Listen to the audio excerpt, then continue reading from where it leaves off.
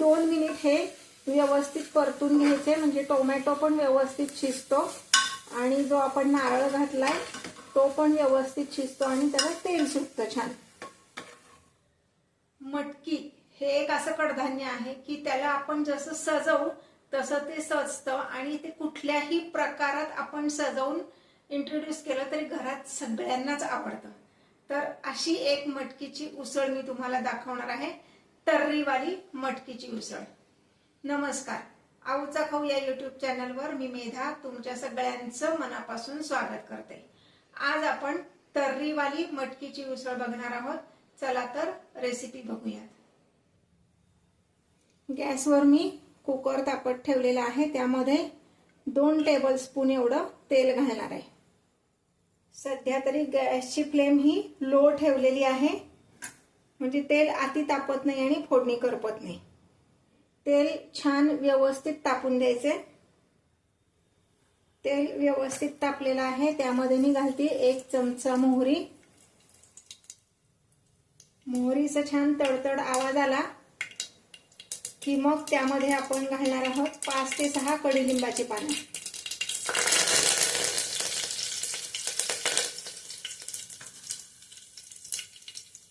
एक चमचा जिरे घालायचे.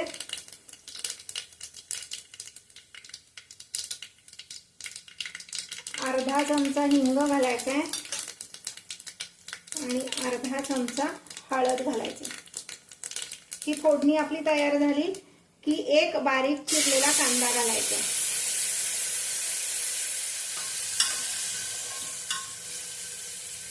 गॅस बारीक ठेवूनच कांदा साधारण गुलाबी रंगावर होईपर्यंत 1 मिनिट परतून घ्यायचा. कांदा छान परतून झालाय. आता त्यामध्ये 1 मोठा टोमॅटो बारीक चिरून घातलेला घालायचा. बारीक चिरून घ्यायचा आणि मग घालायचा.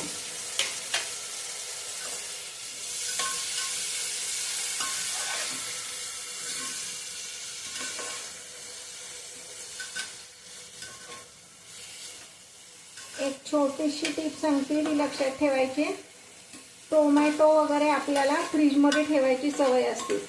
जेव्हा केव्हा आपण ते भाजीसाठी वगैरे वापरणार आहे तर ते टोमॅटो किंवा जे काय आपण फ्रीजमधल्या गोष्टी वापरणार आहोत ते बाहेर काढून ठेवायच्या वापरण्यापूर्वी 1 तास तरी, म्हणजे मग त्या नॉर्मल रूम टेम्परेचरला येतात.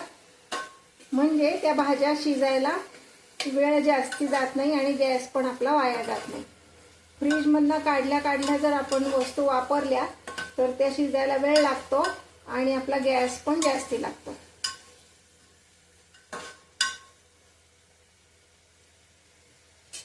आता यामध्ये मी अगदी एखादा पिंच एवढंच मीठ घालणार आहे, म्हणजे टोमॅटो पटकन शिजेल.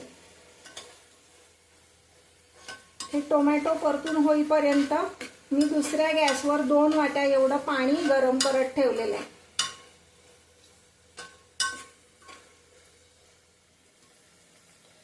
यामध्ये मी 2 टेबलस्पून एवढा ओला नारळ घालणार आहे, त्याच्यामुळे तर्री छान येते.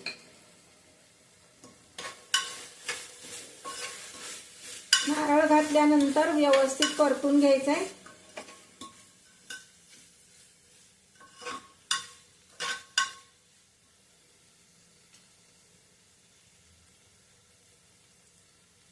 यामध्येच घालणार आहे थोडीशी कोथिंबीर. या मसाल्यामध्ये कोथिंबीर घातली की त्याला टेस्ट छान येते. अगदी 2 मिनिट हे व्यवस्थित परतून घ्यायचे, म्हणजे टोमॅटो पण व्यवस्थित शिजतो आणि जो आपण नारळ घातलाय तो पण व्यवस्थित शिजतो आणि त्याला तेल सुटतं छान. आता यामध्ये मी 1 चमचा एवढा कांदा लसूण मसाला घालणार आहे. ह्या कांदा लसूण मसाल्यामध्ये आपल्या मिरच्या आहेतच व्यवस्थित भरपूर, त्यामुळे मी वेगळं मिरची पावडर किंवा तिखट घातलेलं नाहीये. तुम्हाला जर जास्त तिखट हवं असेल तर मसाल्याचं प्रमाण वाढवू शकता किंवा वेगळं तिखट तुम्ही म्हणजे मिरची पावडर ह्यात घालू शकता. उसळ किती तिखट पाहिजे त्यानुसार तुम्ही ते प्रमाण बदलू शकता. 1 चमचा मीठ घालणार आहे. आणि साधारण 3 वाट्या एवढी मोड आलेली मटकी घालणार आहे.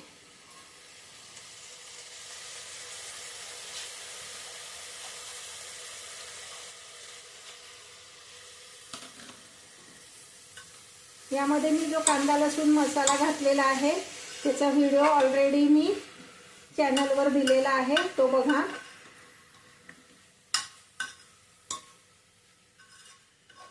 आता हे छान आपण परतून घेतलंय. अगदी हलक्या हाताने परतायचं म्हणजे मटकीला जे मोड आणलेत आपण ते तुटत नाही. आता ह्यामध्ये मी 3 वाट्या एवढं उकळतं पाणी घालणार आहे.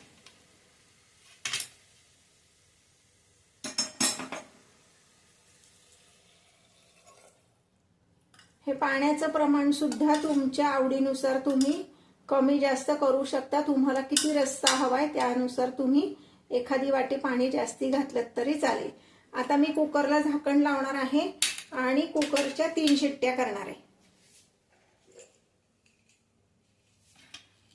कुकरला झाकण लावण्यापूर्वी एक छोटीशी टिप सांगते. हे जे गॅसकेट असतं ह्याला थोडंसं तेलाचा हात लावून घ्यायचा, म्हणजे मग आपण उसळीमध्ये किंवा भाजीमध्ये जो काही मसाला घालतो तो वाफेबरोबर बाहेर येऊन सांडत नाही.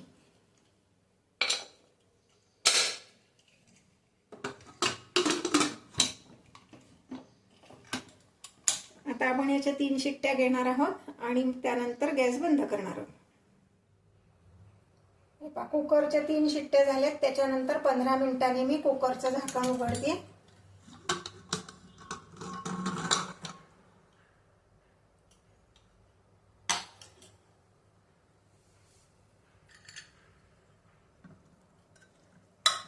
हे पाशी आपली छान मटकीची उसळ तयार आहे.